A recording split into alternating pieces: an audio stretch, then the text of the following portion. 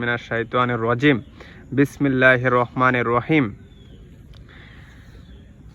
সুপ্রিয় দিনী ভাই এবং বোনেরা, আমার হাতে দেখতে পাচ্ছেন একটা বল। আপনাদের ছোট্ট একটা উদাহরণ দেই। ধরেন যে এটা একটা পৃথিবী, ঠিক আছে? তো পৃথিবীর মধ্যে এই বলের মধ্যে আছে এই যে সাদা কালো যে একটা সিল দেখা যাচ্ছে।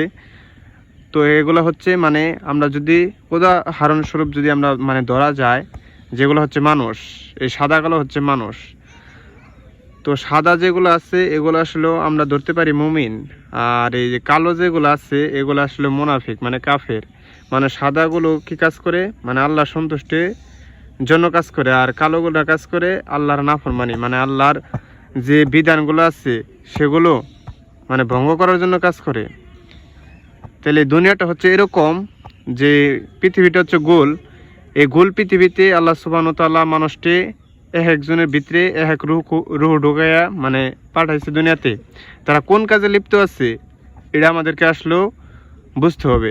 এর কারণে আমরা যেন একটু চিন্তা ভাবনা করি যে আমরা কোন কাজে আমরা নিজেদেরকে নিযুক্ত রাখছি। ইনশাআল্লাহ আশা করি সকলেই বুঝতে পারছেন কথাগুলো।